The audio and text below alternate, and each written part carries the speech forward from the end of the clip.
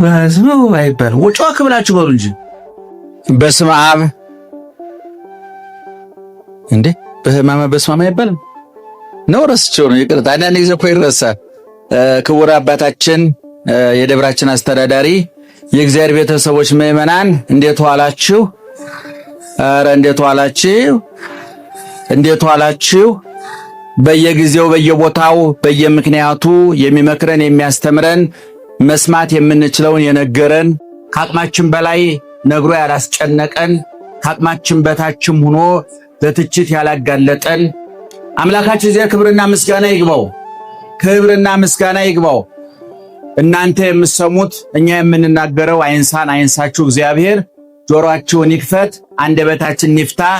በማላና በግምት በይመስለኛልና በግምት የግል ሐሳባችን እንዳናፈስባችሁ ጆሮአችሁን ይጠብቅላችሁ፣ አንደበታችንንም ይቆጣጠርልን እግዚአብሔር።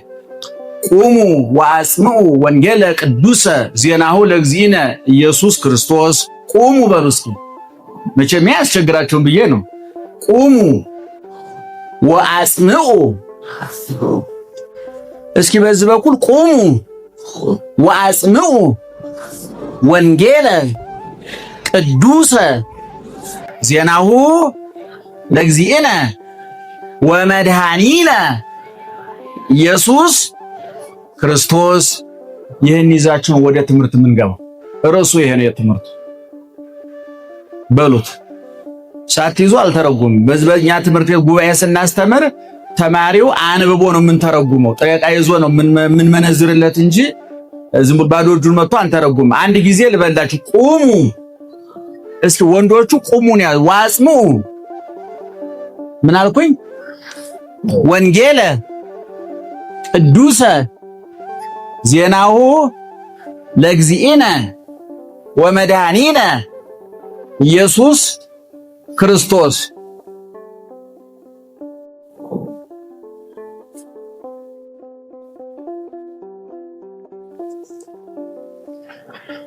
አይ ያዙ። አትቀልዱ፣ በእውነት አትቀልዱ።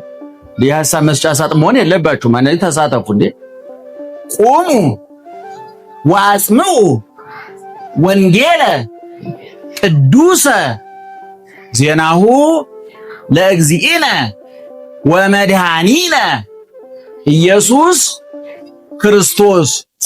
በጣም የሚያሳዝነው እኮ ማስተዋል ስለሌለን ማገናዘብ ስለሌለን እንጂ የዘወትር ቅዳሴ ባስቀደስን ቁጥር ሰራዩ ዲያቆን ገባሬ ሰናዩ ዲያቆን የሚያዜመው ለወንጌል መግቢያ ዲያቆኑ የሚያዜመው ነው። ይገርማቸዋል። አሁን የድምጽ ስለሌለኝ ነው እንጂ ድምጻውያኑ ቢኖሩ ያዜሙላችሁ ነበር። እውነቱን ለመና ቁሙ ወአጽምዑ ወንጌለ ቅዱሰ ዜናሁ ለእግዚእነ ወመድኃኒነ ኢየሱስ ክርስቶስ።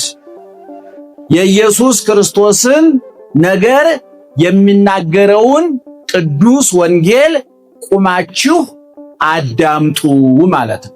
አማርኛው እንዲህ የምንማማረው በዚህ ርዕስ ነው። የርዕስ ጥቅሙ በግምት እንዳናወራ ትዝ ያለን እንዳንናገር ወደ ቀኝ ወደ ግራ ሳንል በተሰመረው መስመር ወደሚፈለገው ግብ እንድንደርስ ነውና አምላካችን እግዚአብሔር ይምከረን ያስተምረን። እኔ ከኔ በፊት አንድ ወንድማችን ያረጋል። ደህና ነህ? ሰላም ነህ? አንዳንድ ጊዜ በጣም ከምወዳቸው በጣም ከማከብራቸው በዘመኔ እንኳን ኖሩልኝ ብዬ ዘመንን እንዲመረቅ ከሚያደርጉኝ መምህራን መካከል አንዱ መምህር ያረጋል ይባላል።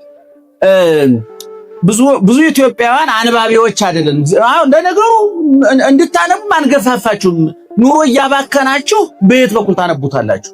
እኛም የምናነበው ራሱ የምናወራው እንዳናጣ ብለን ነው እንጂ እንደናንተ ኑሮ ያባከነናል። ግን በግድ ቁመን መናገር ስላለብን በጆሮአችን የገባው ነው ባፋችን የሚወጣውና ሳይበላው ያገሳው ጨጓራ ሳያነብ የሚያስተምር ደግሞ ከሃዲ ይሆናል ይባላል። አንዳንድ ሰው ሳያነቡ የሚያወሩ ሰዎች ሳይበሉ የሚያገሳው በልቶ ካገሳው ጤና ነው። ምግቡ ደርሻለሁ ብሎ ደብዳቤ እየጻፈ ነው እየደወለ በሰላም ገብቻለሁ ተዋህጃን በልተን ሲያገሳን ጤና ነው አይደለ?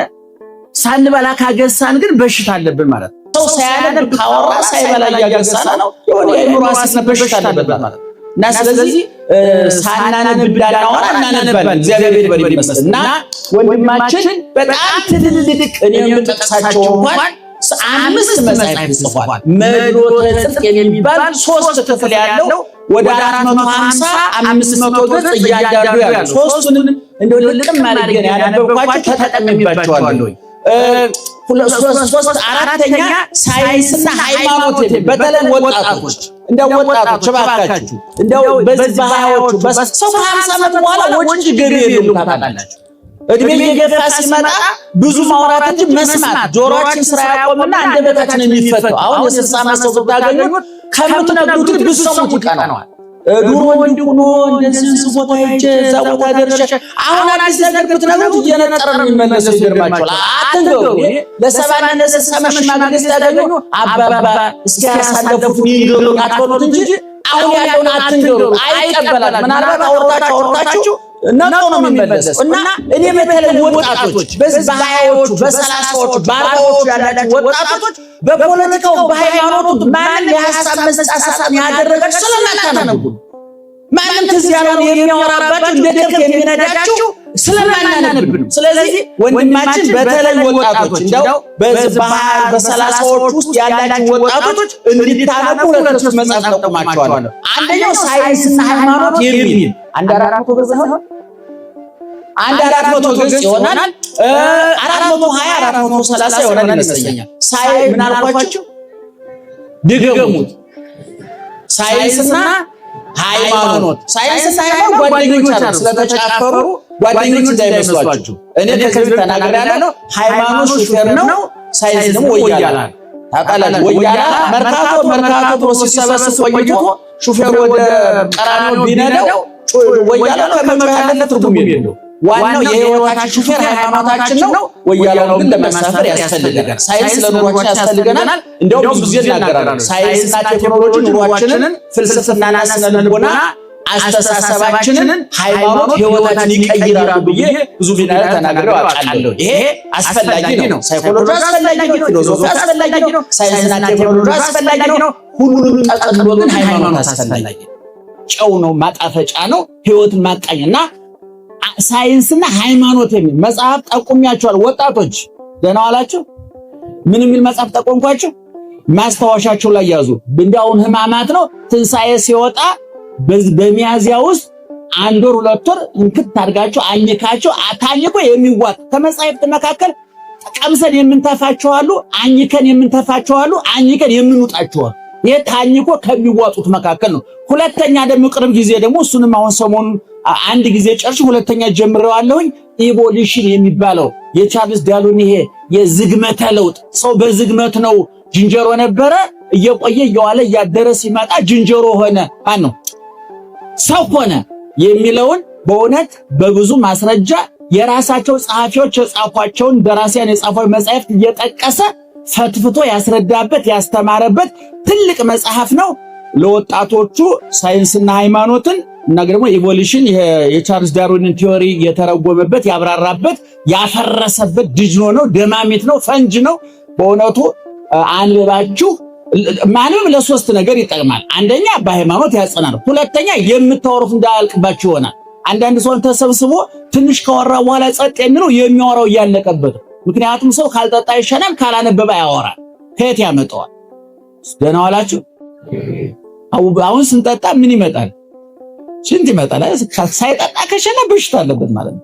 ሰው ካላነበበ ያው የሚያወራ ያልቅበት፣ ወይም ደግሞ ወደ ምን ያድጋል? ወደ ስድብ ያድጋል። አሁን ብዙ ሰባካን መተክላውተው የሚሳደቡት እናንተ ሃይማኖታቸው ቆርቆሯቸው ጨንቋቸው ይመስላቸው የሚያወሩት ሲያልቅባቸው በምን ያካክሱ? ቅዳሴው ቢያልቅበት ቀረርቶ ሞላበት እንደተባለው ነው ማለት። እኔ ሌሎችን ለመውቀስ አይደል፣ መቼም አንዱን ለማመስገን ሌላውን መውቀስ የለብንም። ብቻ ሁለት መጽሐፍ ጠቁሚያችሁ ወጣቶች ምንና ምን አልኳችሁ? ሳይንስ